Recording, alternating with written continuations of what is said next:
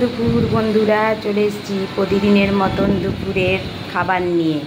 এই বর্ষামুখর দিনে কি রান্না করেছি চলো তোমাদের সঙ্গে শেয়ার করে নিই। করেছি গরম ভাত, উচ্ছে ভাজা, খেঁকসা ভাজা, আছে মৌরলা মাছ ভাজা, আর রয়েছে আলু ভাতে। কারণ ইলিশ মাছ হলে আমার একটু আলু ভাতে না হলে ভালো লাগে না বন্ধুরা, সেই জন্য করে নিয়েছি একটু আলু ভাতে।